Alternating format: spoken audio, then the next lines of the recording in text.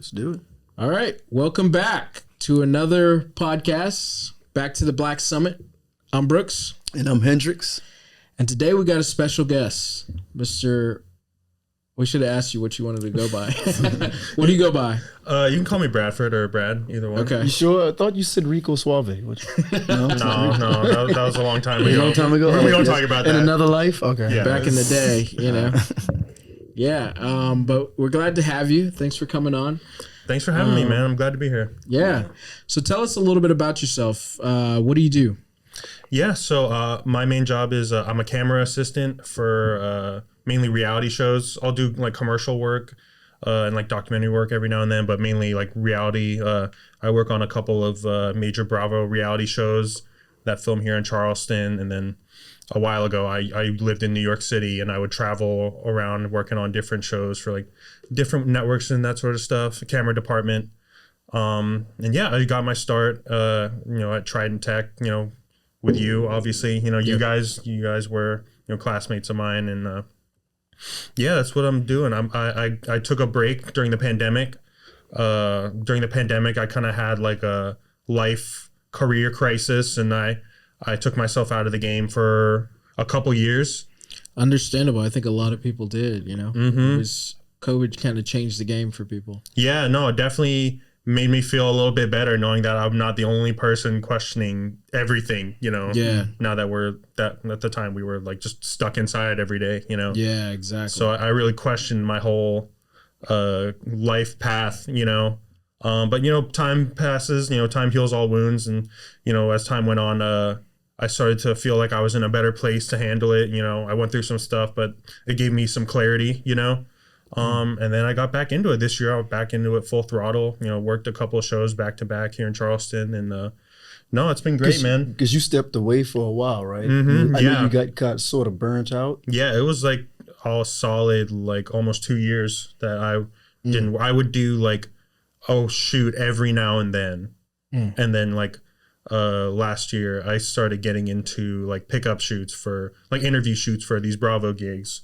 And that was like me kind of easing myself back into the industry. And then this year I jumped on to a couple of shows full time. So you kind of, do you think you kind of fell in love back with the industry a little bit, or just? Mm-hmm. In a way, I definitely, when I quit, I was very much just focusing on all of the things that I hated about it. Because I know you was fed up when we spoke. You was like, man. Mm-hmm. Yeah, no, I definitely just got really caught up in all the negative aspects of it for sure.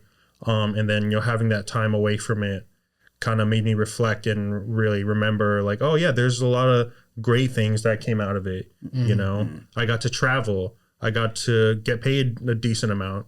I got to meet a lot of really awesome people. I met some of my best friends through working in production.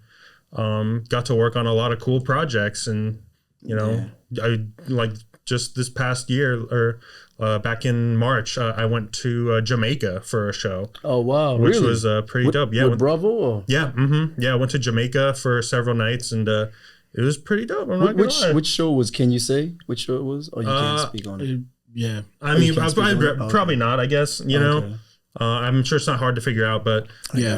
No, it's been great, dude. I've been really enjoying it so far. So, hey, real quick, just real briefly.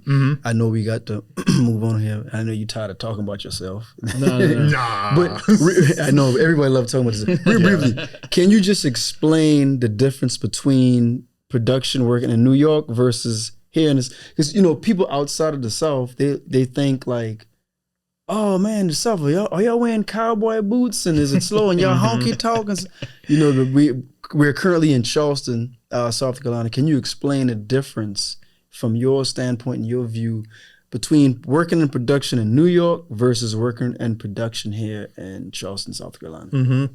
Well, in New York, everyone wears cowboy boots on set. No. I mean, you're talking about just like the industry as a whole, or like actually like on set, or both? Just sort of both, but mostly on set, like, Mm-hmm. Yeah, well, I mean, New York is one of the biggest hubs for production, scripted and non-scripted. So there's like a million people that are doing the same thing as you. up there. So you're going to come across a lot of different people. There's different sets of like, there's like the big sets, I PA'd on like, big like NBC pilot like a few days, and that was like a huge production. And then you work on like small, like random like shoots for like random reality shows and random commercials and stuff like that. So there's just different levels to it.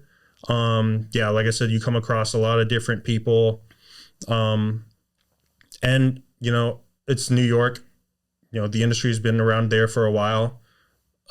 People definitely know what they're doing for the most part. In Charleston, it's a lot smaller here. There's like a handful of shows they shoot here every year. So it's a little and most of the people from here are transplants. Or they come from out of town to work on these jobs. They come from New York or LA or Atlanta or whatever. So I guess it's just it's really hard to like understand it unless you're actually like there. Like there is like so much work up there. It's a little different for me because I haven't been there in a few years, so I'm a little bit out of the loop. But it's just like the scale of it is really what like caught me off guard, I guess. You think as an independent filmmaker, would it be easier for you to make it and far as getting a decent production with your film, rather it be out, let's just say a feature, as an independent filmmaker, low budget, you think it's easier in New York to get that out, to be made and to be seen by the right eyes versus, or is it easier here in a smaller market? I think there's ups and downs to both. I think in New York, there's a ton of people that want to collaborate and like want to make projects. It's a huge city. There's like 8 million people that live there. And a lot of them are artists and filmmakers. And a lot of them do want to do that. Like I worked on a bunch of like projects just with my friends, just random shit, where we would just go and shoot something, so there's plenty of people that are willing to work up there. Whereas in this town, like, I feel like you kind of got to find like specific like circles to be in, you know what I mean? And obviously it can get a little cliquey, without naming names or anything like that. It can definitely be that way.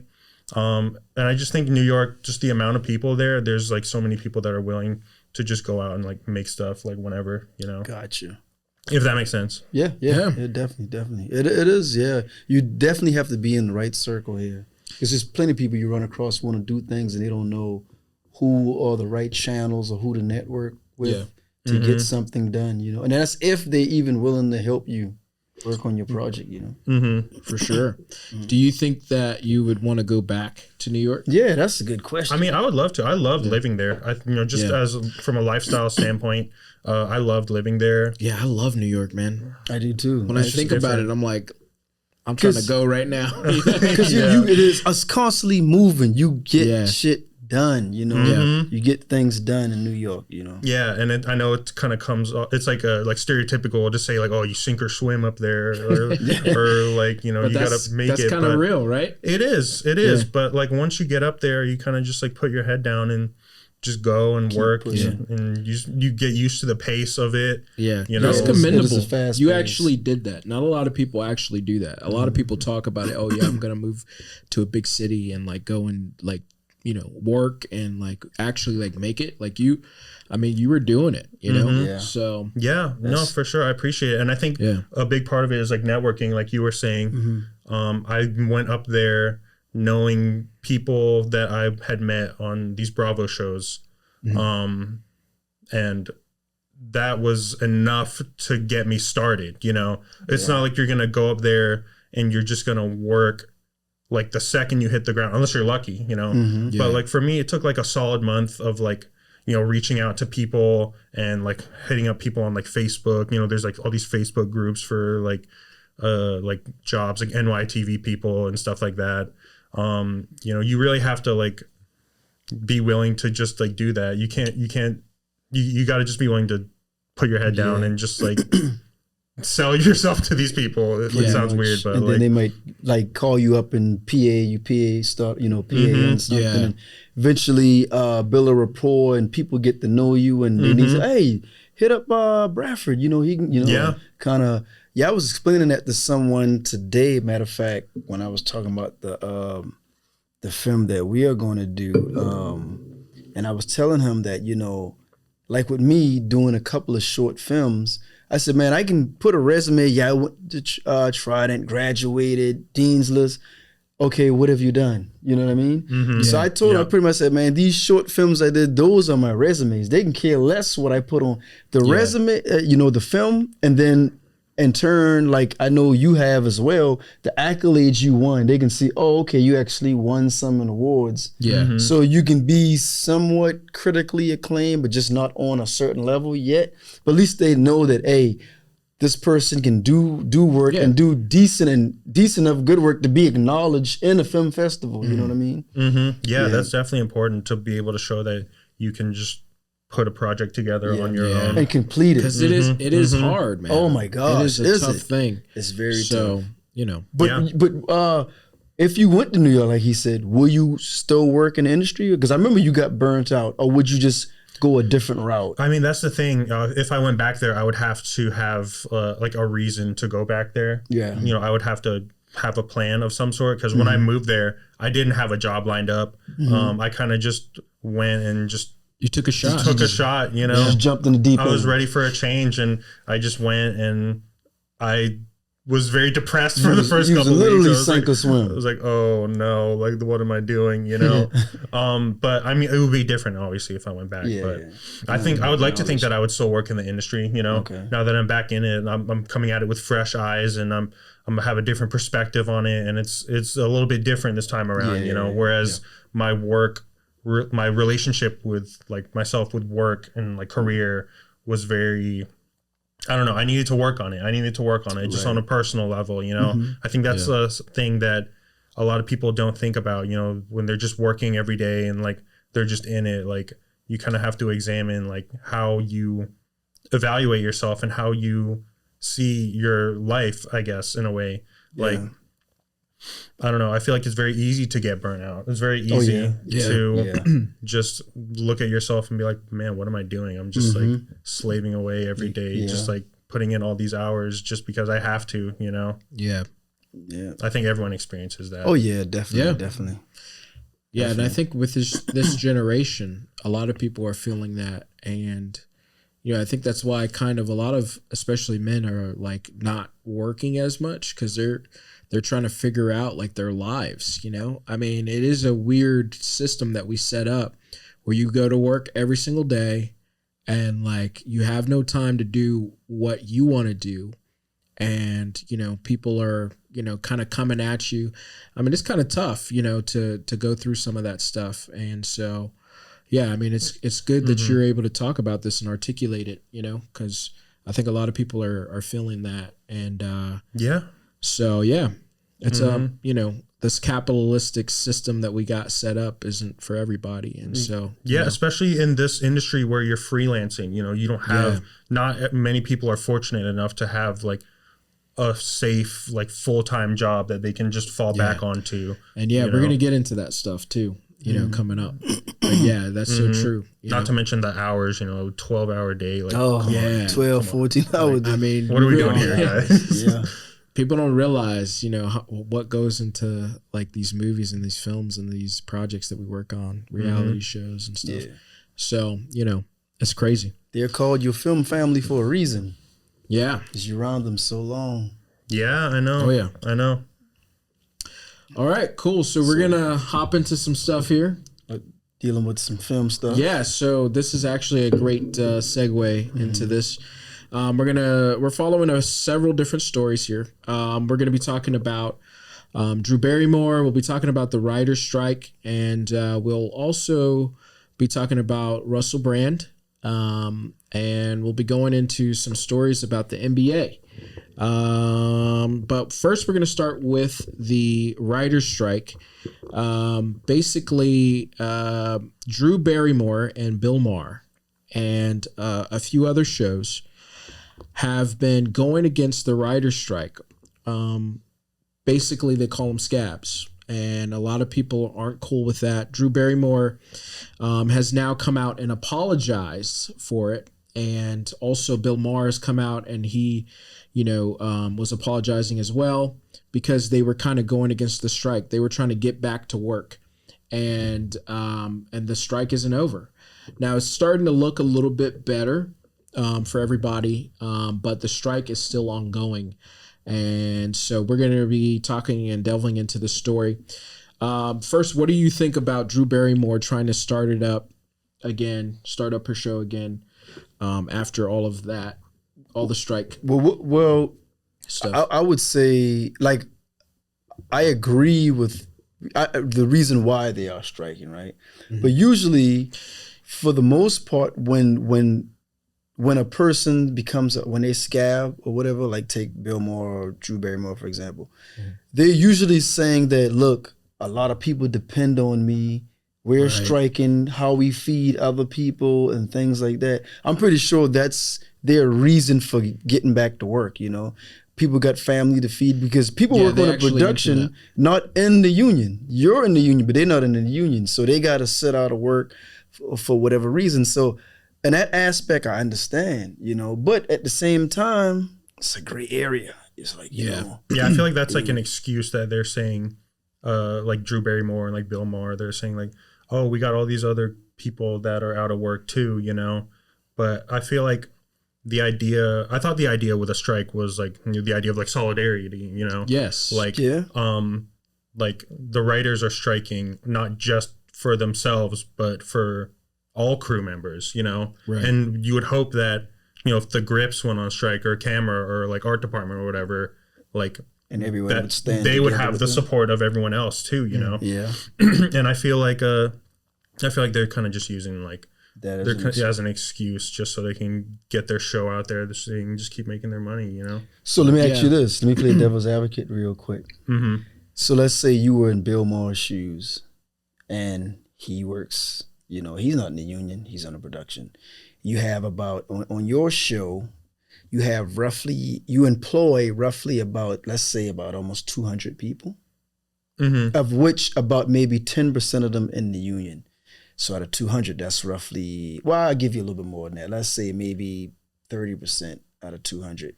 So you're looking at roughly about 30 people or so, give or take 30, 40, 35, 37 people in the union. Mm-hmm. What would you do? Would you just sit out or... It's tough to say. I mean, I definitely understand what you're saying. I definitely get like... And I get what you were saying too, and standing in solidarity. Mm-hmm. Trust me, I totally get what you're saying. I think it's hard to be like in a position of power in these kinds of situations when you are in charge of an operation like that. Yeah. I feel like you do kind of have to think like long term, like big picture here. True, like, true. Hey, like they think that doing the right thing would be to just ignore the wishes of the writers and like the Writers Guild or whatever. Yeah. But what if like the right thing to do is actually just to like hear them out and show empathy and compassion to them and be understanding towards them, right? It might hurt now, but like maybe this will ensure like more security and like a stronger foundation for the show going forward. And I totally get what you're saying. I totally agree with what you're saying. And I'll say this. I mean, you guys probably heard of this parable. You're a little bit younger than me. You ever heard of heavy is the head that wears the crown? Yeah. Mm-hmm. Okay. And to interject with what you said about, man, being in that position of power like that, right? Honestly, what you said, there's no wrong answer. If you decide to go back because you're looking out for them, you're taking care of them, you know what I mean? Or if you decide to hold out because of the bigger picture, in my opinion, there's really no wrong answer. You know what I mean? Because you may have, like, you're employing 200 people and you got maybe about 160 of them who are not in the union and they have families and their mortgages and things like that. And you're thinking about them. But at the same time, you're also thinking about, okay, the bigger picture. We can get more if we stand together and just hang on a little bit longer. Now, if you do that and you're in that position of power, or now, okay, I'll use me for example. If I did that and I was in that position of power, if I was going to do that and say you guys are my employees, I would like to say at least if I have enough money that I can float you guys You know what I'm saying? The help, at least if you come and say, look, man, they about to evict me, this and that and the third. Okay, what's your, if I can give you $8,000 to hold you over, $8,000 or something. I don't know if I can afford to do everybody. It depends on my net worth. Yeah, or my, right. That would be cool, but some people can't even do that either. You know what I mean? Yeah. I mean, that's just another aspect to look at it, Yeah, I think that first off, I just want to say that I support the strike. I support all the people. I'm not even union, but I do want to always make sure that we are supporting those people, because if the shoe was on the other foot, man, we would want them to stand with us. The crew, of course, would want them to stand with us. But I will say, there's a group of people who come out and they don't really realize they're just like, oh yeah, F Hollywood, like screw Hollywood, but there's so many other people other than the actors and the writers. Okay. And by the way, most of the actors and the writers don't even make that much money, but they forget about the crew. They forget about the people who are grips, who do the lighting. They forget about the hair and makeup people. They forget about the production assistants. Production assistants don't even make $40,000 a year. And that's them trying to work every single, day of the year. They barely even make $40,000. They don't even make $40,000. So I mean, like, people are coming out here acting like these people are rich. Not all these people are rich. And if you live inside of a market that is small, like here in South Carolina, okay, it's even worse for you, And so this group of people who are coming out, okay, and talking mess and not standing with the people, something needs to be done. Like, you guys have to support us. Like, we need people to support us, because it's more than just the actors. It's more than just the writers who are making a ton of money. There are people in small markets who ain't making that much money. And if we're lucky, we get a couple of shows a year. And now we're sitting out for 4-5 months, and a lot of people have to go get regular jobs, man. And people forget about us. This group of people like to talk about the forgotten man. Well, don't forget about the crew who is putting stuff together here, And so, I think that it's, important to say, but I think, it's important for the crew, for us to support the actors and the writers. I think we're so close here, man. We are so close here. They've been meeting for the last, 3 or 4 days. And so it looks like it may change, but we got to stand with these people, because listen, when it's time for us to do our new deal, we're going to need them to support us too. So that's my opinion on it. But that's just the Writers Guild that is in talks recently, right? Not the Screen Actors Guild. I can read the story, because I was going to read the story and stuff like that. I thought that's what it was. I thought it was just like initially the Writers Guild went on strike, and everyone else, like you said, stood in solidarity with them and joined the. So this is an NBC News, and this is an NBC News story, and this is only a couple hours old. It says Hollywood strike deal inching closer after more than 10 hours of talks with studio heads, sources say. Negotiations will enter their third day Friday, with hopes of rising for an agreement to end the strike, which is largely frozen the entertainment industry. So it doesn't really say, but I think it's both of them. I think we're at a point where they're coming together, and I can confirm that. But I think to me, that's progress. Even if we just get one person, one union, agreeing to terms, then we can start talking about other unions, because that's more progress than we've had to begin with. And, I think that Drew Barrymore and Bill Maher were under that assumption of like, hey, we want to help out the crew. And I think I think their heart was in the right place, And I think, Drew Barrymore, she's such a likable person. I don't think that she would have done this if, it wasn't dire. You know what I mean? Because she's an actress, I think it was one of those situations where, people are having to get regular jobs. Yeah, we she know probably got people in their ear like, yo, man, they're not eating, Yeah, we know that we got, people who are having to get regular jobs, people who are having to leave the industry. And so like, it's one of those things, man, but you kind of have to set yourself up for success too in this industry. I think, it's kind of tough, man. Especially when you're first starting out as a production, we all been there. Yeah. You're going to need a side income to kind of supplement at the beginning.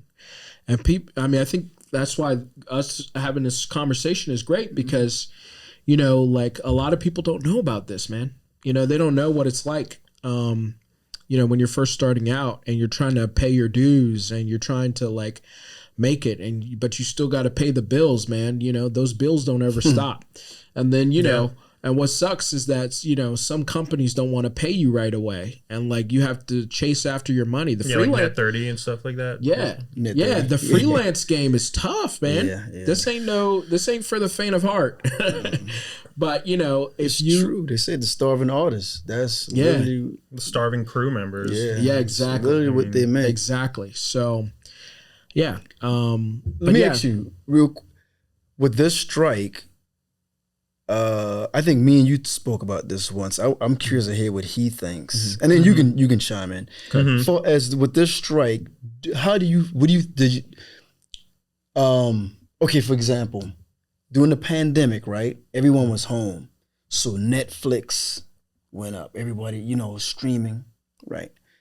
With this same thing with the strike, far as the independent filmmaker who's outside of the union, who couldn't even, do you think this kind of helps catapult their careers now? What do you think?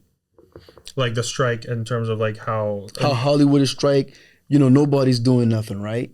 So let's say if I want to do a feature, he want to do union. We're independent. We're not in the union, or just any independent filmmaker in general. How do you think this affects their career? Do you think this helped them? Well, I mean, I guess it depends. I guess this would be a good time for people to go out and like make their own projects and stuff like that. I know a lot of people who are like going out and making their own short films and stuff like that.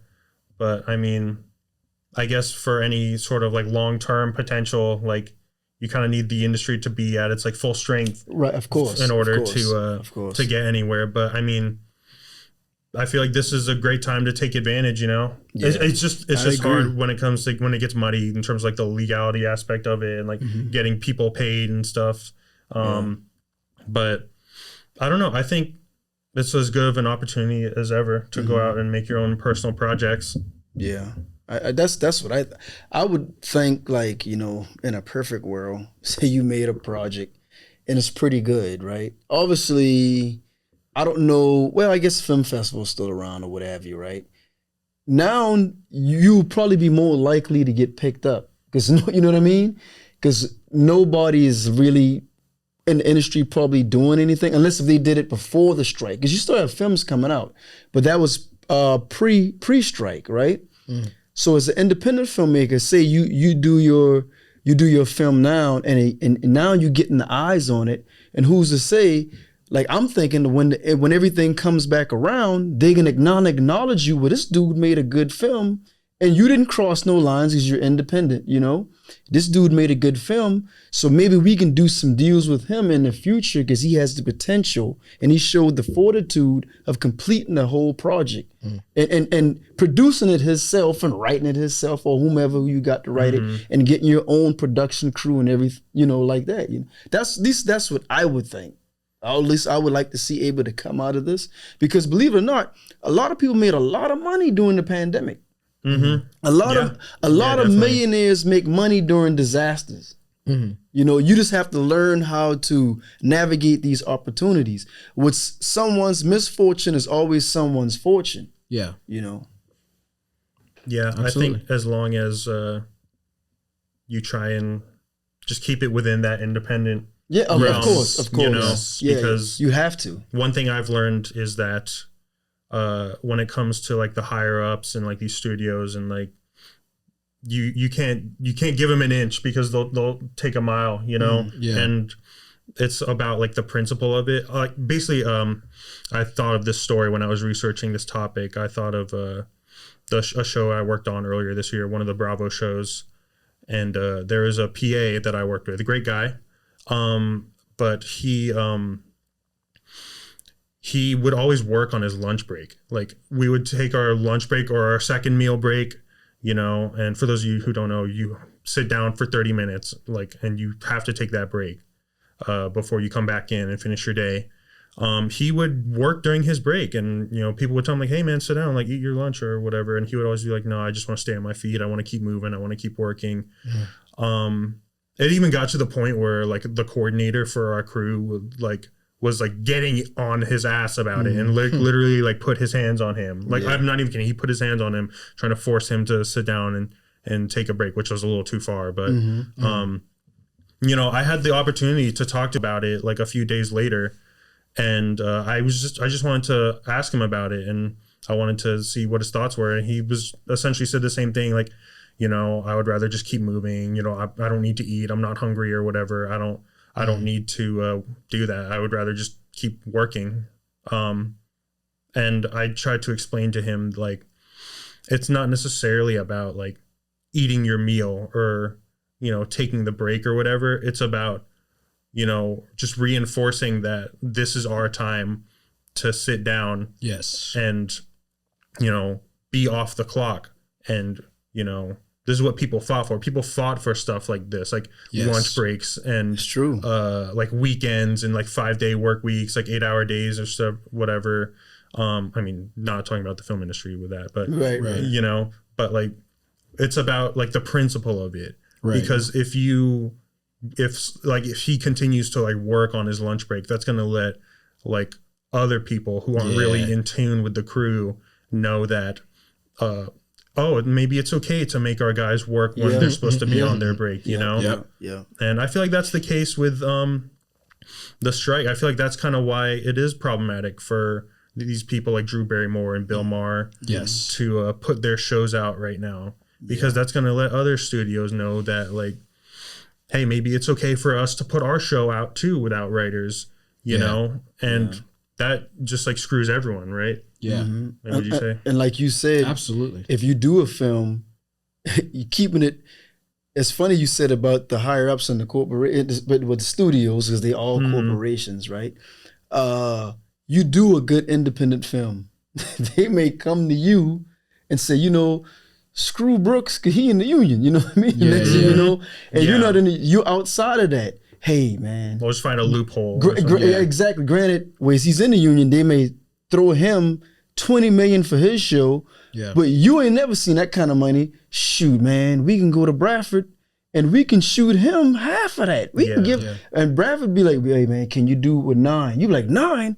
I'm thinking you was only gonna offer me 2. And you might, and I mean, and I get it. People, you know, their livelihoods. Yeah. And you do this because you love it, but at the same time, you still have to make a living at the end of the day, right? Yeah. No one just makes movies just to put them out there or do a show just for, you want viewership and sponsorship, but you still got to eat as well, you know? Yeah. So somebody would easily jump on that, you know? Think about it. If you were the studio, you were not for the strike, you know what I'm saying? Maybe to some degree, maybe, but if he comes along and he's in the union, I'm independent, and you say, you may very well say, you know, hey, this is pretty good. Let's see if this dude want to put this on the silver screen. Let's throw him some money, and you know, and he's outside the union. And we can pay him 1/10 of what we would pay him. That's very well possible. Yeah. And I never seen that much money before in my life, where he used to getting $40-50 million deals, and you just slide me 11. Yeah. You know, and I'm jumping for joy like Sambo. Yeah, dude, we can't let them know that it's okay to just like screw people or like that's true. Lure them in because, you know, they're desperate for an opportunity. You know, there's a lot of desperate people in this time, and would be very easy for them to just take advantage of someone who's just looking for that opportunity. Easy, for sure. Plenty of people to jump board. I guess that's what you said by standing in solidarity. That's why I said, you know, that's why I agree. I believe you're not wrong on either side of the coin. You know, you're not, by standing in solidarity, you're not wrong. Or if you go back, I know it's effed up, but at the same time, if you got people who mortgages and who not in the union, to some degree, I understand that as well. So it's a fine, very, very, very fine area. But we do support the strike. Yes. At the end of the day, we do support the strike. So. Yeah, it's like that, like one all for one or one for all. Like people say that, I think the only wrong move here is to be an asshole about it, and that's kind of what Bill Maher did. Did you hear it? Like, did you see like he was saying like the writers' demands were like kooky or whatever? I didn't. And he used writers. He don't write his stuff. He straight up like put down the writers and like said that their demands were ridiculous and stuff. And he tried to pull the whole like, hey, I support the writers. I'm a writer myself. That to me kind of screams of like, oh, I'm not racist. I have a black friend. It's like that sort of deal. Right. But do he even write his stand up? Because I used to I still do to some degree watch the Bill Maher show on HBO. Yeah, I still do I too. watch his show a lot, and he had some phenomenal guests on there, and but he used a lot of writers. Yeah, he does. And people don't understand, man. It's basically a late night show. That's what I'm saying. And people don't understand. That's why I took script writing class. If you don't have writers, you pretty much doing reality. You can't have nothing. It start with the writers. That's why I'm thinking like, they should get residual once they sell the script, and that's it. And everybody else eating off of this film, but they're not eating. They should get that residual. I will say it's funny to see all these people joining them too. You think so? Really? The Talk has joined them. There's been a couple of other shows that are trying to like. They were like, "Oh yeah, we're gonna do it." Like they were almost creating their own like little thing where they were just gonna come back. Which is weird. Yeah. But and I know you said that there was someone else who was also thinking about coming back. Oh yeah. It was Sherry Shepherd. Sherry Shepherd, she because she said something about she wasn't, if I could find it, she was not in the, I don't think she said she wasn't in the union. Oh, okay. So she said that she's a little bit different from everybody else. She was a little bit different. But, she's around the same, she has a similar talk show. Yeah. And similar so talk. I don't know why they think that they can just come back and they use all the writers, So I know it's just kind of funny to me. And plus, I think I believe now. But I didn't know Bill Maher had said that. I mean, that's. I'm trying to find the quote. That's pretty terrible. And I think Sherry Ship. I think she said she writes her own jokes. I believe so. She doesn't use a writer for that. I mean, it's partly not to like go after rich people, but like I mean, he's already set, man. So he Bill can Maher's say something big like that. time set. I mean, he's got like hundreds of millions of dollars, even if he never works again. Yeah, I know. I feel like if they try and make these shows without writers now, it's just gonna be like, after the strike's over, they're just gonna be like, oh, we did it without them then. Yeah, exactly. We don't need to hire them anymore. We don't need to pay them. Yeah, I feel like that's the same principle with like the AI. They're trying to replace people with like AI. That's literally one of the demand or one of the topics for their demands. Exactly. So it's kind of crazy. But oh yeah, I got the quote pulled up also. All right.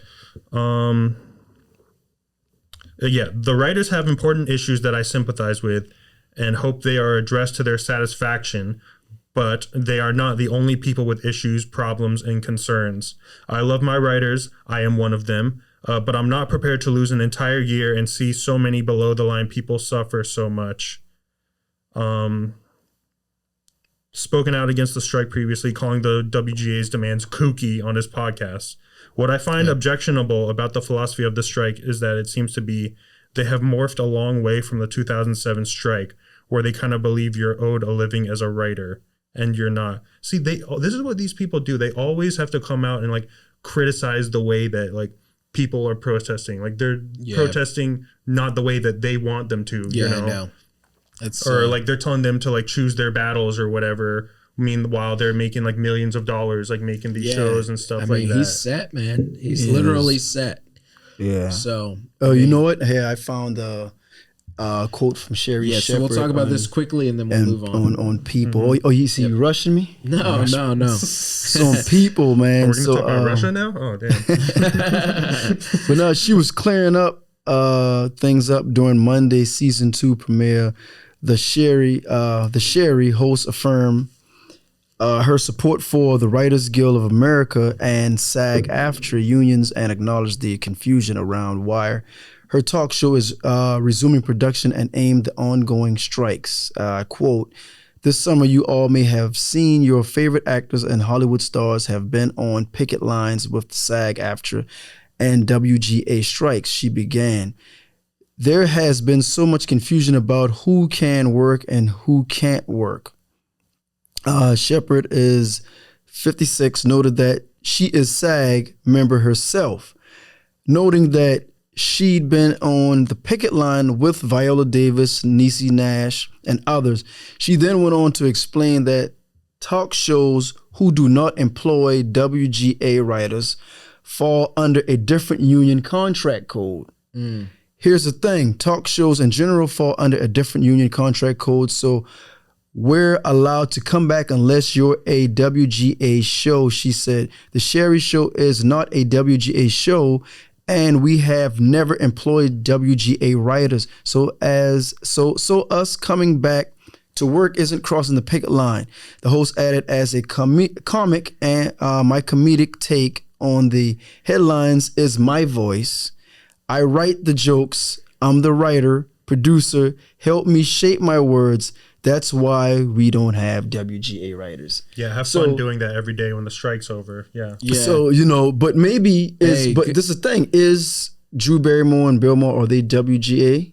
Yeah, they are. Mm-hmm. Oh, they are? Yes. Oh, okay. Yeah. So they are actually just crossing the line. Oh. Yeah. Yeah, I read something that said that like Drew Barrymore, like if they did the show now, like they would incorporate more like improv and stuff like that. But it's like, dude, that's just not sustainable just because you want to get the show out now. Exactly. Yeah, then it turns into whose line is it? Yeah. I saw them they were trying to like get some TikTokers, and they reached out to a bunch of TikTokers and to be on the show. To be on the show. Yeah, because they have influencers and they have followers, Yeah, because that's why. I'm pretty sure like not a lot of actors were going to come on her show. No, definitely not. It's definitely like, not. I don't know. It'd be hard to do a talk show. All right, we're going to move on. All right. So we're moving on to the next story. Russell Brand has been accused of sexual assault by a number of different women. He now faces new accusations from a woman who claims that he exposed himself and laughed about it in front of her. Brand, 48, has denied previous sexual misconduct claims from 4 women who accused him of sexual assault. This is a Fox News story that I was reading from, paraphrasing from. What is have you guys looked into this? A little bit. Okay. What do you guys think? I mean, I don't know. It feels like every couple months or every couple weeks or whatever, there's just like a new story about someone who did are we allowed to curse? Yeah. The dude who did some like fucked up shit like years ago. And then like they come out and deny it. And then it's just like back and forth, It's a shame. It's definitely a shame, hopefully the victims are okay and they're doing well, Yes. But I feel like anytime something like this happens, it's kind of hard we shouldn't be so quick to just pull our pitchforks out, I feel like we should just reserve our judgment until we get more information. But I mean, I will say like the stuff that I was reading that he supposedly did was like, Jesus, dude, like, oh my God, it was like bad. Ripped hole in her tights and refused to call her a cab, call her a taxi until she performed a sex act. Yeah, that's what they're saying. Allegedly, he did a lot of on bad Sky stuff. News. Allegedly, a lot of bad stuff. Allegedly. So, what's your opinion, Hendrix? My opinion is, let me say this right because I don't want to end up on front news. I don't be chopped and screwed. No, I think man, I'm not saying she's crying wolf, like we're saying allegedly. We see all the facts that came out because he's saying that all these allegations are false. Correct? Is that what he's saying? Yeah, he's saying they're completely false. He has gone on to say that the reason why all of these things are coming out is because recently he has been coming after the establishment, after the media. He's been coming after all of these people because he used to be very left wing, and now he's kind of become Conservative.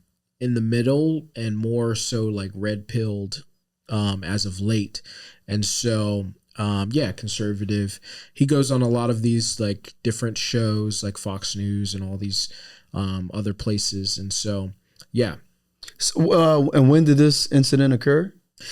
they're saying that these incidents happened a few years ago. Like Like some, 2006. some of them are like 10 years That's ago. that. No, So- that's the. I'm not saying that it's never too late. For no woman or no man for that matter, or no child. It's never too late to complain about a sexual abuse. Whenever, if you do it then, Yeah. a week from now, a year from now, it's never too late. But when things like this, that's when it kind of like, it's like a red flag, If it did happen, like I said, allegedly, we don't know. But, for these things to now just surface after all of this time. So, because people are quick to call conspiracy. So, I mean, I don't know. I mean, Y'all think I don't like know. if he was more left leaning and was showing up on like CNN and stuff like that, and like, do you think these allegations would still have like come out or anything I will say if he was more liberal? I mean, listen, everybody I think knew it he still was will. kind of living a crazy life. Yeah. Okay. And this is my perspective on this. Like, he's kind of like the perfect person to go after, because like we knew that he was like this wild dude. We used like, to live in La Vida Loca. I mean, he used to do all kinds of stuff. I mean, he was just like a crazy character, comedian, and it was just like this eccentric dude, and so like he was kind of like the perfect candidate to go after with this thing. Well, you put a target now- on your back when you do things like that. Yeah, and now the target on his back was when he started turning into this red pill guy, and people just they weren't down with it. He's kind of changed his whole life around. He's reading quotes from the Bible. He's like he's got a family now, and so like people don't want to see that. And so to answer your question, yes, I think that if he was more left leaning, I think that people would have left him alone. But, he is going into, a different territory. And so, I think, I think people are coming after him because of that. They don't want to see that. They don't want to see those kind of people doing that. And for him, whenever you can convert a person who was a true believer in the left-leaning agenda, the gospel of the left-leaning people, when they convert those people, they want to go after those people the most, because now he's bringing in the people who liked him to the other side, and so yeah. So you think it's the people from the left who's, I guess, quote unquote, slandering him? I think so. Listen, if these allegations are true, I stand with the victims, but I think that we got to stop crucifying people before we hear the whole story. mean, we have to hear the whole story. We're completely canceling people, destroying people's lives before we hear anything. I mean, and you may think that you can't cancel Russell Brand, but listen. He's already got demonetized off of YouTube. He's getting, he's lost sponsorships already, just off of allegations. And I was gonna read something else, but I wanted to hear if you guys had I a would say like to be fair, if there's one thing that we've learned about like Hollywood, it's all about like power and politics. Yeah. And Russell Brand, like they say the allegations were from like 2006 through 2013 or something like that. Like Russell Brand had his moment, dude. He had a stretch of a few movies where he was like one of like the big names in like comedy and stuff like that. He was huge. And dude, let's be real. It's not like out of the realm of possibility that like he definitely just let it get to him. He seems like a weird guy in general. And it just wouldn't surprise me if he definitely just like took advantage of his power and just like took advantage of these women. I mean, it's not like men take advantage of women all the time. It's Yeah, possible. you know, It's so very it's, possible. but like I agree. Like, why do we feel the need to just be like, oh fuck Russell Brand? You know, like Yeah.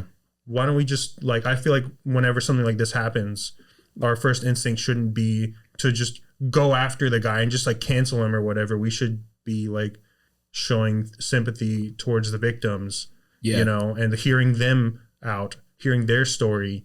And then when more information comes out after that, we can make our judgments if we need to. But like, you see what I'm saying? Oh yeah. Well- I definitely agree with that. There's only one person who can do sexual misconduct and don't get crucified and still become president of the United States. And we all know that. Oh, God. He said himself, he can go shoot somebody in the street and they'll still follow him. We don't need to say his name. Not that we have to get into it. We know he's the orange rage. We know who it is. There's only one man who is walking the epitome of walking privilege. Yeah. Dude could literally be governing the country from his jail cell. From the jail that's cell. how far people will go And for still him. be ahead of the polls. Yeah. And have, I don't know how many He's up by indictments. 60 points right now. Yes. He Let can me grab your wife by the pussy. Your daughters. He can do all that and still be on top. To have that power wielded and hold in your hands, it's uncanny. Yeah, take notes, Russell Brand. Run for president. Yeah, just go run for president. Did you guys see How was that? did you guys see Trump signing that woman's like With her breasts?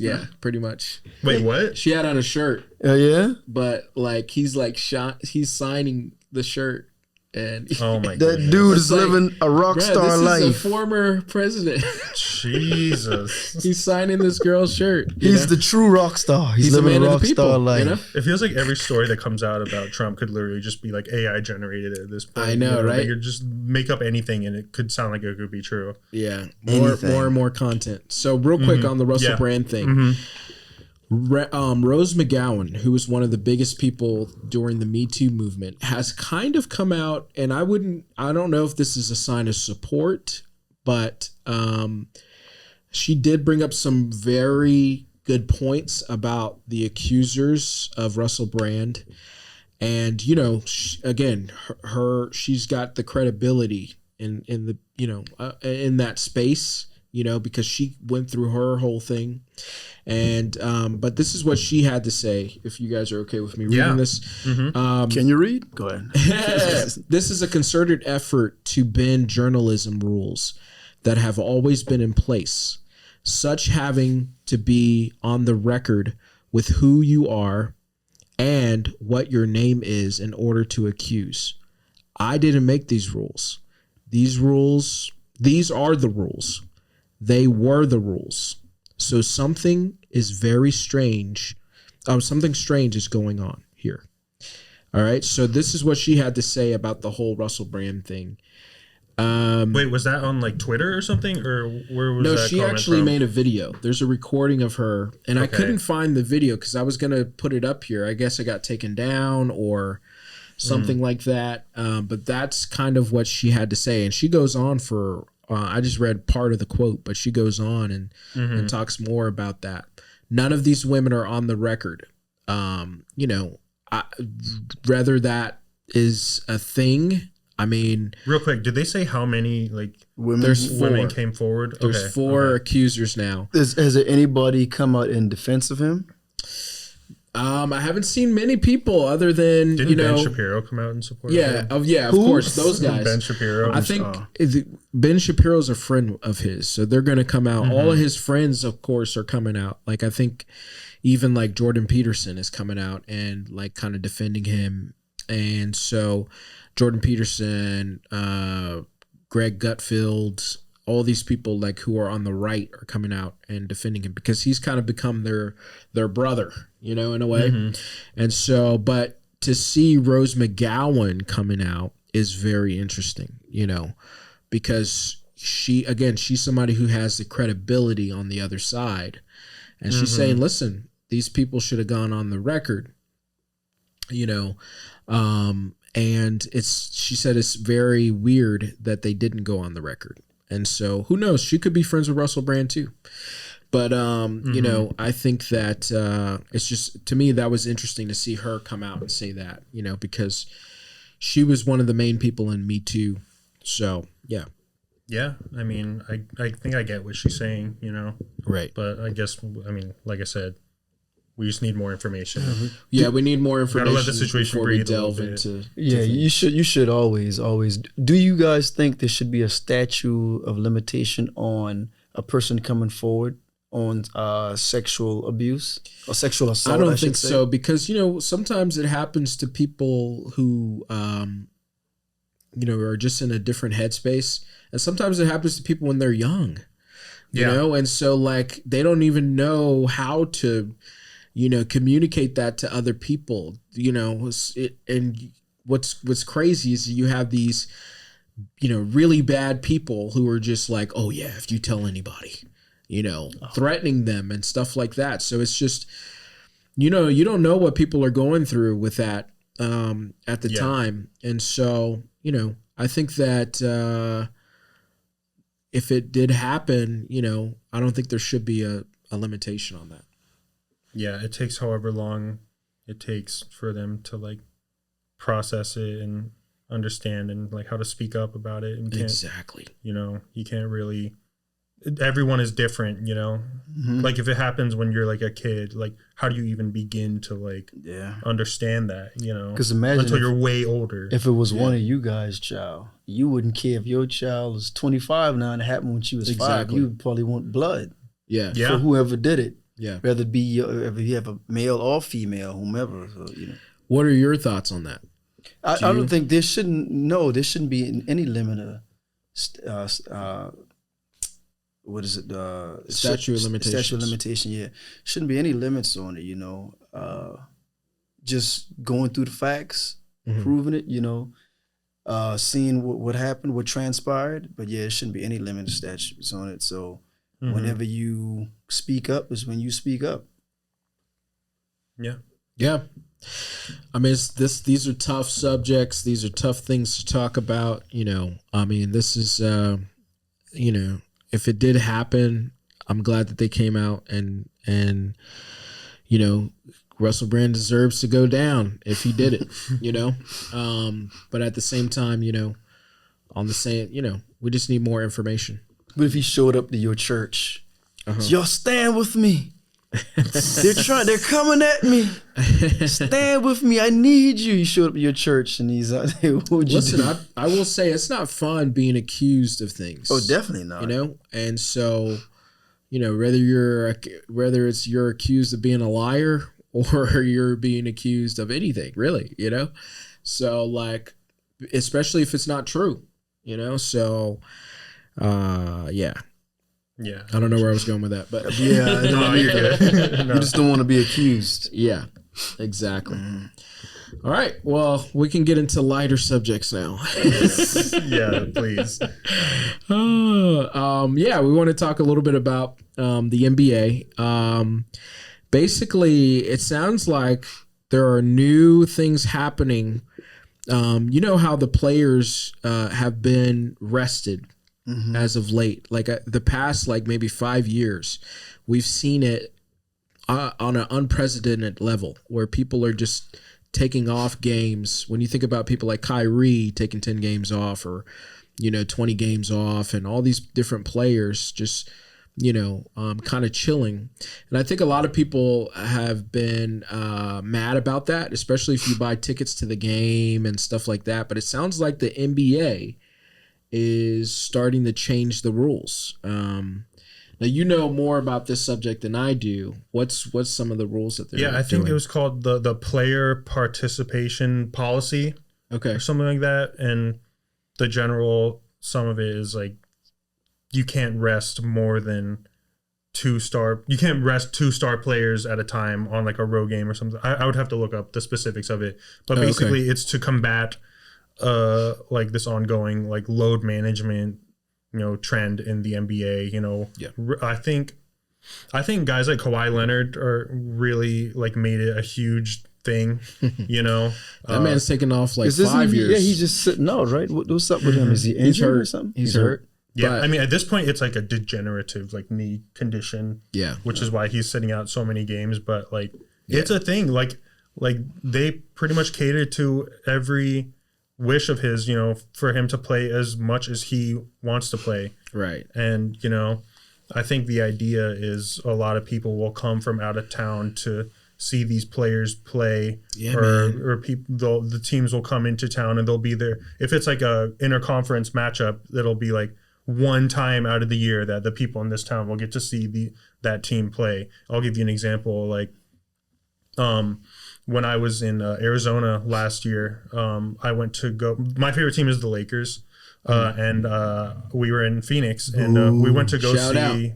We went to go see a Suns versus Lakers game, and we had bought tickets way in advance, and I was really excited. And then we found out like the day of that LeBron wasn't playing, like AD wasn't playing, Booker wasn't playing.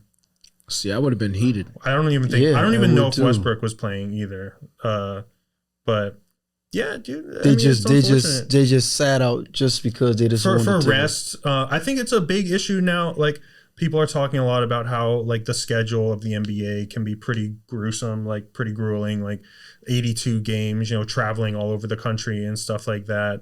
And like the game just plays at such a faster pace now. Everyone is like super athletic, and like it goes so quickly that it's like more likely for people to get injured more frequently, I guess. And I say this as someone who loves the NBA. I'm a diehard fan. I've loved it ever since I was a kid. That's not to say like it doesn't have areas where it could improve. I feel like every league should always be striving to improve. Yeah. And this is a thing that they got to deal with. I know. I mean, hell, I was still disappointed, even though my story is probably a bit funny. I went to an NBA game, but mine was an exhibition game. I was still mad. Like a preseason game, or yeah, it was like a preseason, because we don't have a team here in Charleston, but the Bulls. Because one time the Knicks would come down here for practice. Pat Riley would bring the Knicks down here. I don't know if you guys know about that. And they would go to College of Charleston and they would practice. And so they had an exhibition game. And I'm a Bulls fan. And Livingston played, but Jordan wasn't even there. Matter of fact, no, I'm sorry. Was it the Bulls? They did play the Bulls. They played here. Patrick Ewing didn't even play. I was like, man, I kind of figured Jordan wouldn't have been there. But I said, damn, at least Patrick Ewing. And I remember watching the news late on that night, and people was, Patrick. And I saw him standing up, tall as hell, with a long-ass leather jacket on. I was like, man, you could have put some damn shorts on and at least play for 3-4 minutes and then come out the game. But, he was riding on the bus with them, but he didn't even play. But like I said, that was just an exhibition game, what I mean? Yeah. But yeah, what are your thoughts on the load management that these players are doing? What far as those rest days? Yeah, I'm gonna tell you and all of that. I'm gonna tell you. Let me get in my bag. I'm gonna go a different place with this. Okay, this is gonna be a little bit controversial. I think, and what you said, you made some great points about, because they will always say 80 some odd games constantly on the road. But I'm old school. Jordan them never took rest like that, right? In this climate, in this day and age that we're in, now the big thing now is mental health, right? I think when this came into play, people start saying, man, you know what? Shit, I'm gonna sit out. And I get it. Sometimes you may need to decompress. You may need to digress, or whatever. But I think this kind of plays into that a little bit, by them just sitting out for certain games. And I'm not saying that you shouldn't, take off for your mental health. By all means, you should. But I think once that came into play, I think that kind of contributes to this a little bit, with them just taking. I don't think they should just be sitting out of games like that. If I was you, I would be pissed too. And even if I've been to that game and I'm not a Lakers fan, but I still want to see these guys play, I would be upset. You referring to like Ben Simmons, when he had his whole like holdout from Philadelphia, And he said nothing physically was wrong with him. Well, right? I think eventually he did have like a major like back surgery that he had that but I'm not sure about like the whole timeline of it, but like that was a big thing for him at the time, like talking about how like mentally he just wasn't in a place. Mentally he wasn't in a place, right? Back. And then he sat out like the entire season. And they had to pay him. And eventually they traded him. They traded him to Brooklyn. Because he was in Philly, right? Mm-hmm. He was in Philly, and then he went to Brooklyn. Did he play it in Brooklyn? He played not until the next season. To the following season. And then like he was kind of like a shell of himself, and then he eventually was sitting out a bunch of games, and then like he ended up getting shut down for the rest of the year. Yeah. And now there's a bunch of stories now about how he's like back to 100%. You know, his back is healed and everything like that. He's gonna be in all-star form again, and see, the thing about it, man, the irony about that, it's a fine line. You know, for example, right now, you can be here and then say you watch this and all of a sudden you just go into a depression. And we're like, damn, we were just talking to Bradford. And, you know, you can either say, man, but I think it's bullshit, man. But who are us to say, what are you going through mentally? Yeah. It's a fine line. That's one thing, honestly, and now people are going to disagree, you can really exploit that. You can exploit injuries as well. You can say, oh, I'm hurt if you fell, and you can exaggerate to say that your pain is, worse than what it really is, because we won't really know. But mental issues, and I believe a lot of people have them, but you can really, really exploit that. And I'm not saying Ben Simmons was exploiting that, but it's just a fine line. And I just feel like when they sit out, I think that has that because of that whole issue that came into play. Sometimes you just sitting out just to sit out, Yeah, I think we saw that with Kawhi. Kawhi when he was in San Antonio. Mm-hmm. He was kind of healed. And I don't know if you guys remember, but he just didn't like the coach like that. Who, you didn't like Popovich? And yeah, he was ready to like leave. He won plenty of championships with them. I know, but I'm talking about the latter days, like the last days of him being there. He like set out for like a half a season. Yeah. Now they say he was injured, but he could have played, because as soon as he got traded, he was playing. And so I don't know if you guys remember that. Yeah, because he went to the Raptors and they switched him with DeMar DeRozan. DeMar DeRozan went over, and then he won a championship that first year with the Raptors. But they also load managed him a lot that season. They did put it. It did pay off though, because he played every game in the playoffs. I'm pretty sure because Tim Duncan was on the way out, and then they got rid of Parker. Yeah, that's what so they had to put a lot on him. You could really blame this on Pop because he's the one who started all this. He's the one who started this load management. He's the one who came with that term, because he did have older players and he was like, man, I don't want to play my players, on a back-to-back, Now, what do I think about the load management? I hate it, man. I mean, it's made me hate a game that I've grown up loving. I loved watching the NBA. I grew up in LA, y'all. So I had Kobe, I had Shaq. I thought you was a Clippers fan. I had all of these people. You know what's funny? The only game that I've been to at Staples Center was the Clippers. Was the Clippers game? Really? I'd never been to a Lakers game because they play in the same stadium. Right? The Lakers game was expensive back then, man. And it wasn't like we was rich, So like, and that's the only one. You a Lakers fan? We could get the Clippers game because they was cheap. And they asked Snoop. They asked Snoop when the Lakers declined and the Clippers with Lob City, and they asked Snoop, man, so what's up, man? You LA Clippers? He like, man, hell ain't nobody a Clippers fan. Ain't nobody a Clippers fan. But they used to be packed though. They stadium was pretty packed. The Clippers? Yes, dude. When they had Chris Paul was pretty rowdy. When they had Chris Paul. Oh, see, I wasn't there when Chris Paul. That's when the Clippers actually got some light shit on them. They were good. Yeah, Lob City. They couldn't. They get the first round of the playoffs. See, when I left, the Clippers got good, but back in I remember because when I was there, it was like Baron Davis and like some of these random like players put together on a team, and so but yeah, I mean, like, so back in the day, I'm just, I used to love basketball. Like, I used to love it so much. I used to love it more than football, and I've kind of like switched. Yeah, I did. I kind of like football now more because I don't like watching games, and none of these people I can imagine buying a ticket though. Imagine buying a ticket. A regular season ticket. A regular I had an season exhibition ticket. game. You was And in a the regular players- season. Yeah, and the players don't show up. Dang, I mean, I'd that's be like pissed. crazy. But that's why I don't really watch the NBA because it's like, oh yeah, it's a Friday night game.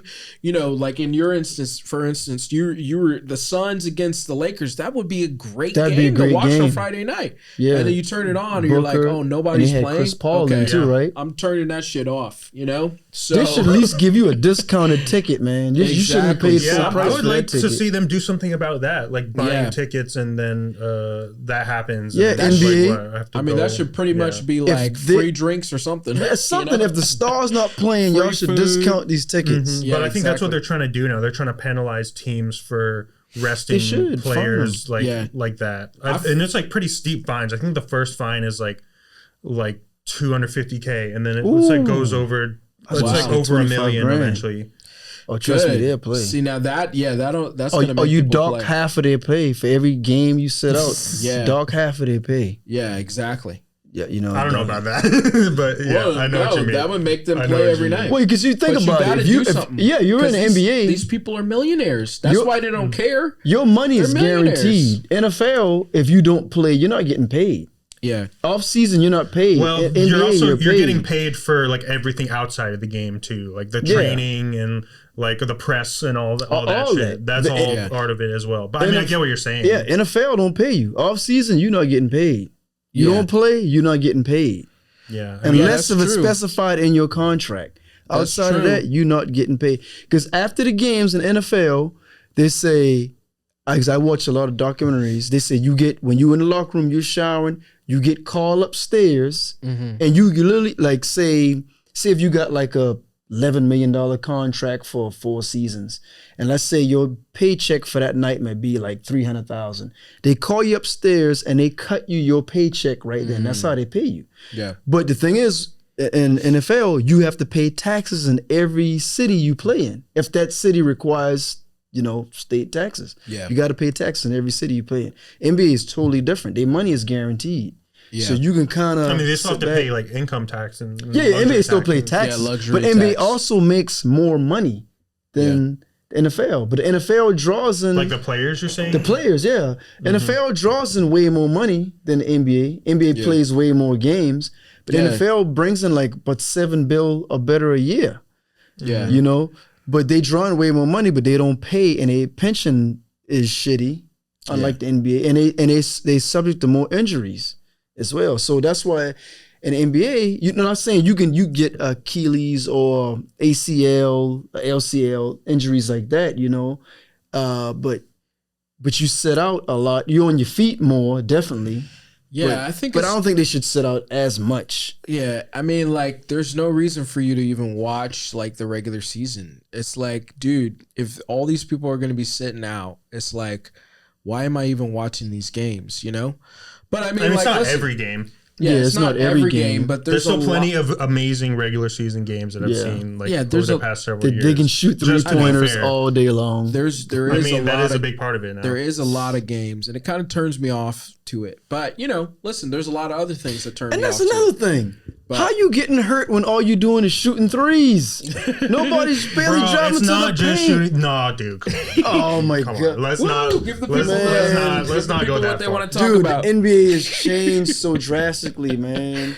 You got The old head versus the new big school. dudes shooting threes. Joel Embiid. You would never see Shaq Bro. or Tim Duncan shooting threes at one time back I mean, in the I've day. seen Tim Duncan shoot threes. Yeah, I How have. often? I get your point though, Dude, but it would be it's like a one different discussion. game, bro. It is. You get played out of the league if you can't shoot. You're Like, right. Straight up. You do if you can't shoot That's just, threes. it's a different game now. If it's not for you, then I get it. But like, it's a different game. You have to be skilled at like every position now, and that to me makes it like even more entertaining in certain ways. I personally You love think so? I personally In love certain the threes. ways. I remember when Steph Curry was like Stephen first Curry, coming up. he's like the most like- exciting He changed the player. game. That He was- changed the game. That was fun, Steph Curry changed. He literally changed. Yeah. He literally changed the game. But even in college, they don't do that. They don't do that. But They they're don't put not that as in good college. because they have to rely on more like team oriented, Yep. like team first styles Yeah. because they're not as skilled. They're not as good. But I think NBA should be team oriented as well. Now, I'm not knocking shooting threes. But you- It's just you gotta everybody don't have I to know, shoot but a you three. can't. You have to realize too. To Bradford's point, you can't even win. You can't win doing that anymore. if you can't shoot, Shooting like, they're not threes? going to guard you, and then they'll just You can't crack win down shooting on the threes. rest you of can't the win players. shooting twos Bruh. because No. they're just gonna shoot threes all day. in and the you're in the gonna lose. finals, in the finals with Houston, when they had the beard, Harden, they literally missed 32 threes. I know. Nobody bothered to go to the But paint. who won that year? The other team, they didn't win. I can't remember who they were But playing. who won that year? I can't, dude, I can't. I know Who it were was they playing Houston. against? Oh, who was his? Was it the finals? Yes, that was the finals. No, bro, it was like the Western That was the Conference Western Finals against the Conference Warriors. I'm pretty sure. So It was game so seven. they lost to another team who is known for shooting a ton of threes. No, it wasn't the Warriors. It wasn't. It had the to It Warriors. was been. definitely the Warriors. had to man. been. It was definitely they missed 27 straight threes that game. No, Yeah, no, it had it to was 30. It was like 32 threes or something. Yeah, I I mean, remember. we can look that I up. if we remember. want, Yeah, but yeah, I'm we pretty can sure. look it up. They missed straight threes. Nobody Listen. bothered. Dude, you can do a 3-point play. Even if you go up for the lay, even if you don't hit, that's the beauty of laying up. Yeah. If I go up and he fouls me, I go to the line. And they try to stop Harden from doing that because he was going to the line. They said this dude can literally make 20 points from the line. And they was shutting that down, you I know? just think in today's game, you kind of have to have shooters, you know? I yeah, mean, now in definitely, today's man. game, Listen, because that's overall the whole game. I mean, it's about balance. You got to be able to do both. I mean, it was You not gotta be that able to long shoot ago threes. that the Lakers just won the championship, and they were not even one of the top 10 like 3-point shooting teams in the league. but that was a because bubble. they played team Their ball. strength of their team Yeah, that was was the bubble, yeah. LeBron and AD. Yeah. Yeah. And Were not LeBron don't necessarily shoot. shooters. I Yeah, think and that's LeBron going to don't shoot a lot. be. He's a I think that's- facilitator and he can shoot too. I think I that's mean, going to be later the in his last career time now, you yeah. see like a team like that where they were like shooting a bunch of twos, you know, because, you know, they're throwing it down low. You know, I mean, the which is Miami the old Heat just game. made it to the finals, dude. And they were like one of the worst shooting They teams were. in the You're league, right. dude. You're right. And they just went all the way. You're I right. just think it's about balance. And it's just like the game is evolving and you just got to kind of like accept that. Yeah. You know, like it's not going to be the same way as like, dude, there were so many, how many like big dudes who could barely fucking do anything other than rebound and like score in the post were there back then. Back in the day, it was Hey, everybody. that's all they had to do. Yeah. that's Yeah, all they had to dude. do. It's different now. You got to be able to go 5 out now. I can tell you why Philly lost This year or this year. I'll tell you why Philly lost. Joel Embiid, only time he went down low is on defense. He never went down low on offense. He stayed up top like a 2-guard. I said, dude, Yeah. you are too big to come down on a break and stand up to the top of the key. You too big for that. Now, I get it. You can get, old school ball. Mm-hmm. You don't have to worry about 3-second violation no more because nobody ain't in the paint no more. Nobody's in the paint. You too big to be wild. You only went, and then when you went down low, you got some rebounds, and then he brought it up the court like a 2-guard instead of just to rock down. But I think it goes back to my point, man. It's tough when you miss. Let's say that you make a 2-pointer, and then the other team comes down. Boom, they hit a 3. You come back, 2-pointer. Boom, they hit a 3. You miss a 2-pointer this time. Boom, they hit a 3. Like you're up. And And like, 3 is worth more than if 2. you're- That's literally the whole philosophy. exactly. Yeah, And if you are already up by like 8, now you're down by like 15, 20 points. So I think that at a certain point, it's like, dang, you kind of have to. But you got to get into the 3-point game. no, I got, and that's one of the reasons why the Lakers can't right now. I slightly disagree with that, our man. team, can't really get to the next level is because we don't have enough shooters, man. We need more 3-point shooters. We'll see about this year, though. They got a good team this I year. slightly That's disagree why with you on LeBron is that kind of like, because you see LeBron, he's now a 3-point shooter. I mean, he's not he that always, good, yeah, because but he makes a lot of them. You remember LeBron come from a different era coming into this new era. Yeah. Mm-hmm. I slightly disagree with you about, they hitting threes, you should have 2, you miss. Mm-hmm. You got to realize, you have maybe about what's the percentage? Maybe about a 30, I say about a 31% chance. If you're shooting the 2 in the paint, about 30 to 27% they're going to foul you. So if you're a decent free throw shooter, you're going to get those 2 points.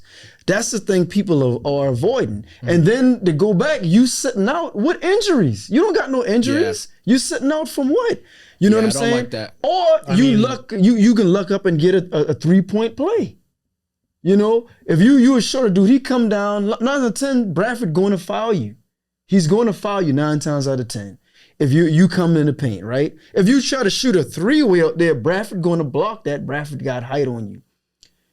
You know, he going to block, and that might be a clean block, a deflect, and then it goes down. Bradford throw it down to me, and then I score on the other end. In the paint, 9 out of 10, Bradford is going to foul you. He's bigger than you, right? He's going to foul you. You may hit, you may not. If you do, that's a 3-point play. If not, you go into that line anyway if you're a decent shooter. You don't have to shoot threes. And I'm not disliking the threes. I love when Steph do it. I love when guards do it. Even a small forward now. It's changed so much, people don't even hold the positions. There's barely no small forward, no power forward no more. One of Steph's like strengths in his game is attacking the rim. Like he's one of the best finishers at the rim. And also, I just want to throw in there, like, I'm pretty sure the NBA has like one of the highest injury rates of like any league. So I don't want it to be like, oh, they don't have injuries, you know? Yeah, they do have injuries. They definitely do. But I mean, as it relates to the whole load management thing, you know, that's kind of like a gray area. You know, how are we gonna enforce? How are we gonna deny the dude if he's telling us that he's hurt? You know, because you really don't know. That's kind of what you were saying about. But back to what you were talking about. Like it's positionless basketball. It's like the evolution of the game. You know, it's not about like who's the point guard, who's the shooting guard. It's all about like you have to be this tall to be a point guard and this tall to be the power forward or whatever. It's all just about like roles. It's about the roles and like who you're guarding. That's the main thing. Like who on the other team am I gonna guard? Like obviously the shortest dude is gonna guard their shortest dude, or the weakest defender is going to be, you know what I mean? Yeah, it's like you said, it is the evolution. You know, that is true. Things evolve and things change. Maybe I'm just a little bit bitter about how it's evolving because what I'm used to, you know, me being, just me being a poop butt, I guess. But there's a lot of great basketball out there, man. You just gotta be willing to give it a chance. Like, dude, Giannis is one of the best players right now, and like his whole game is literally just like bulldozing into the rim and like drawing fouls and shit like that. Yeah, he's not a great shooter, but he won a championship doing it too. See, I like the way he plays. But he uses size to his advantage, and he goes in the. You said what? He said. I was just don't worry. No. Dang, you going after the Milwaukee people, huh? Well, you know, dude's from here. You know that, right? He went to Portugal. Chris Middleton. Yeah. No, I got respect for that guy. I'm also a Nets fan though, so I'm still. Oh, you're a Nets fan? That was like one of the most traumatizing. Was you pissed when they moved the Nets to Brooklyn?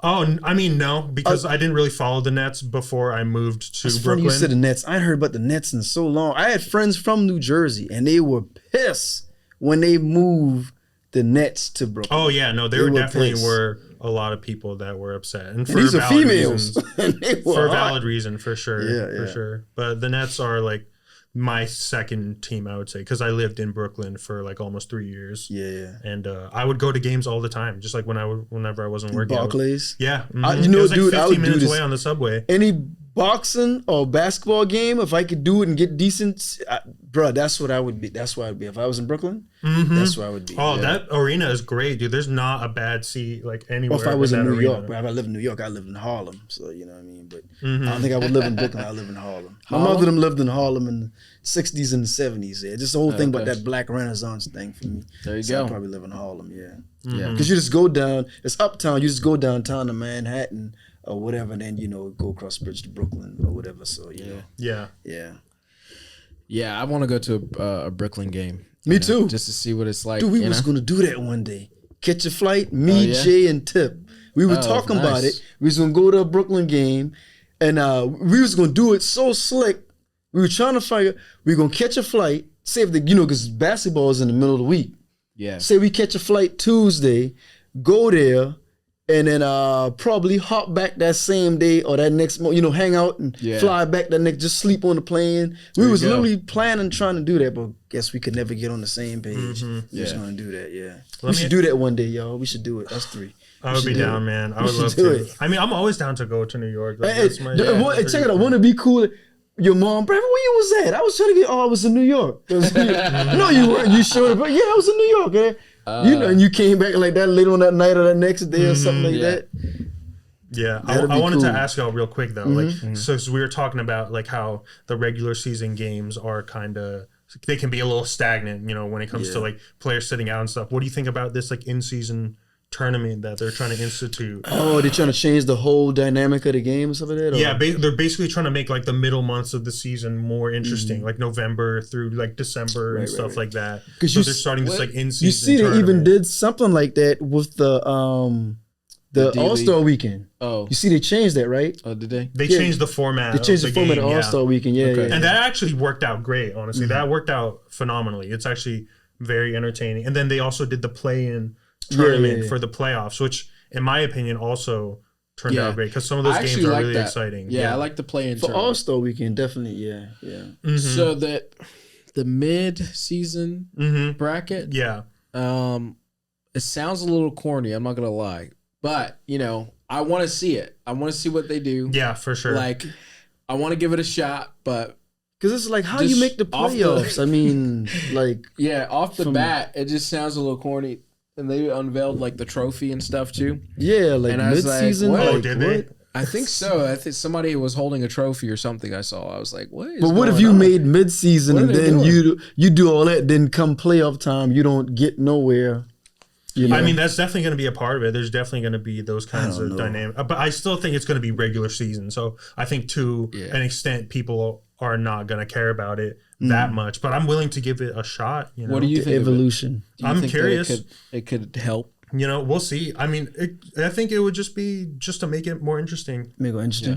So it's either that or just boring regular season games. Or at least to other people, we'll see it that way. I get it. So why not just try it? If it doesn't work out, then you don't have to keep doing it. I get it. That's one thing I'll give the league. They're always trying things. They're always switching it up. Oh, they're way more advanced than NFL. They way more. You got to give them that. Yeah. That's why I always love I'm like you. I love basketball more than football, right? Now you gravitating more towards football than basketball. Now I always loved basketball more than football, but now I'm starting to love football as much as I love basketball. Dude, I used to play every day.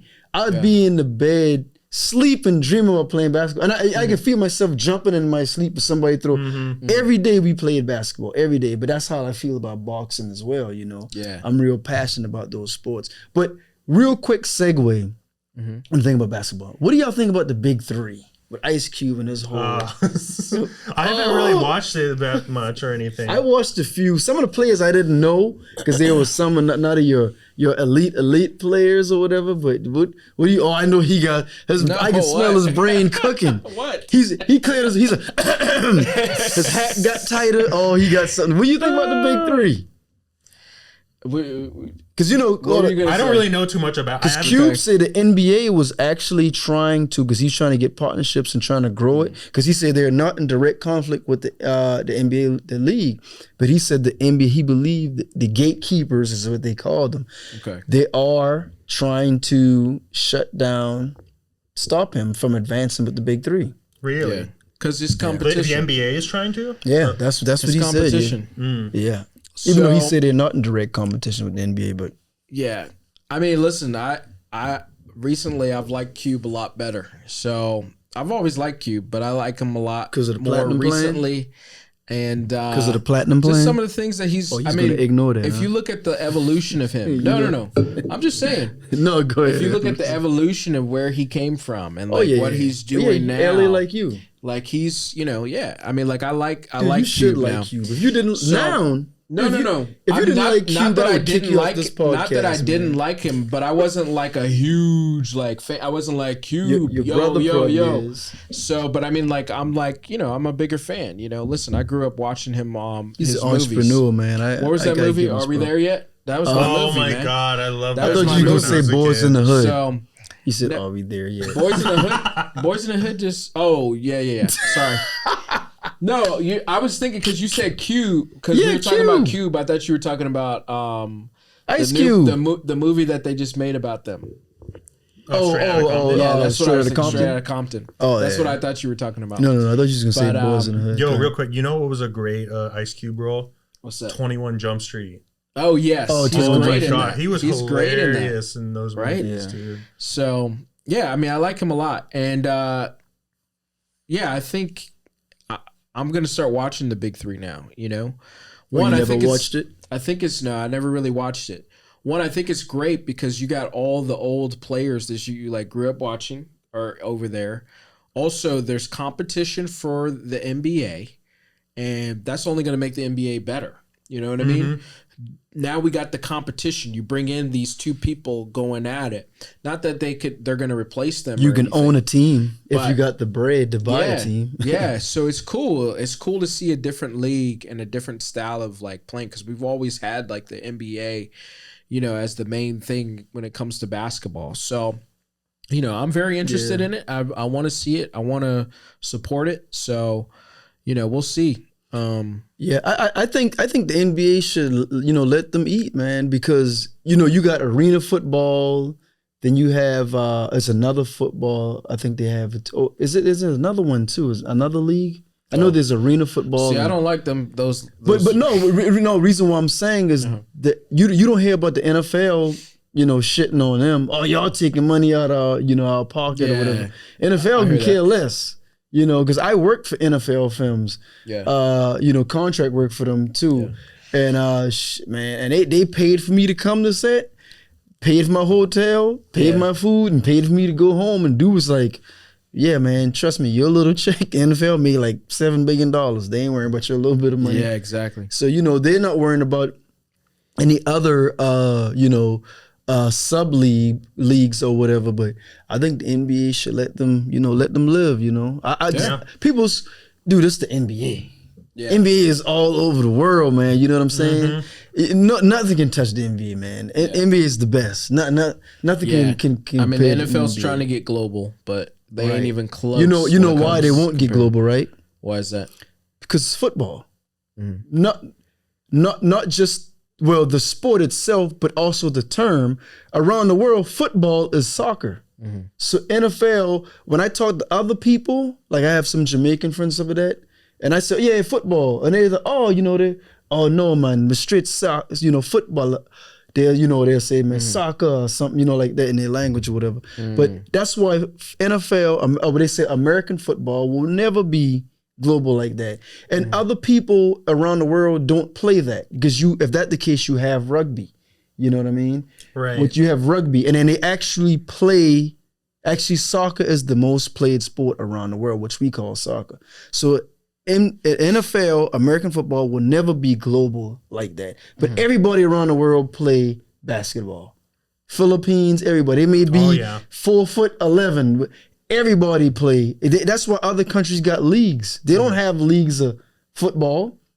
They can care less. You have foreign people who live over here until they be in this country for like years and years and years and get into football culture. Yeah. But you have some who've been living there forever and can care less about American football. But they'll watch an NBA game, they'll watch a soccer match or something like that. Yeah. They may even watch tennis. Hell, even golf. I personally disagree with that take, but it's true. You could have had the same, kind of idea with basketball. I mean, basketball was not probably popular inside of, overseas, in the 70s and the 60s that's now, basketball. Yeah, it was fairly new. Now it's global. You know what I mean? So you just have to build out that brand. And they are, they have games over there and stuff like that. And people are London, games of what? Games in London. Yeah, games in London and these different places. Yeah. They'll play a game in certain countries. Yeah, but they won't have no leagues.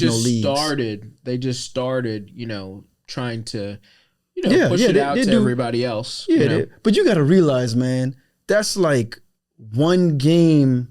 Yeah, a season. Well, that's how you start it. But no, it'll never be global, dude. You got to realize you got the Olympics, got NBA, basketball. It's actually in the Olympics. Right. They don't even have No, they do have soccer in there, but they'll never have football, American football. Well, because there's no way to kind of put that yeah, together. then they look at that as an American. And I know, talk to plenty foreign. I know plenty of foreigners, and they'd say straight up, like, if they over here and they live here for a while, they didn't get. But for the most part, they're like, no, we don't care nothing about American I'm just football. looking at the games, man. When I watch the games and there's like foreign people like with Raider jerseys on or other people on here. That's here. No. I'm talking about when they go overseas. Yeah, like London. London. Only London. Did they have one in Germany or something?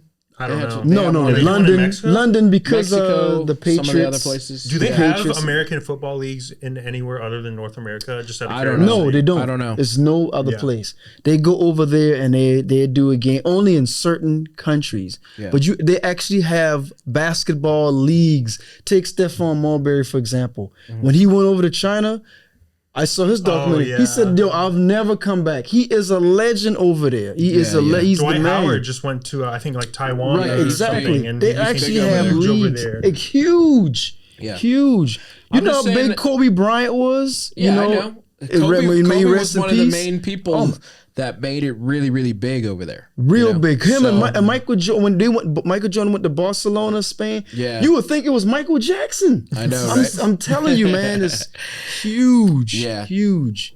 Because I think if NFL could do it, they would have done it by now. Yeah. They would have done it by now. Yep. What's the excuse? It would have been that way by now. Well, they're building it out. They are, but it'll never be like. Even though they still generate more money than NBA. In 30 years, I'll be right and you'll be wrong. You'll be like, years. I didn't know that this could happen. I'll be right there. Like, I told you. 30 years. I tried to tell this man. We're going to be on the podcast. I'm going to see, I'm going to be like. You see Bradford laughed at you, right? We got it. Bradford. I mean... we'll see. Exactly. It'd be cool to see it have more of a global reach. It would be. It would be. I mean, I'm a basketball guy, so you might know basketball than football. I'm cool with it.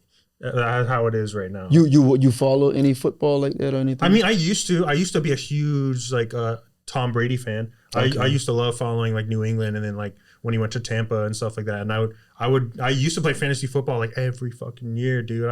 I got so invested into that stuff, but like I don't know. To me, it's just basketball. It's just where my heart is. But like you say, New England, isn't that why they played over in England? Is that one of the reasons? I don't think so. That's not. I'm grasping at straws. I don't know. Because they're the New England Patriots.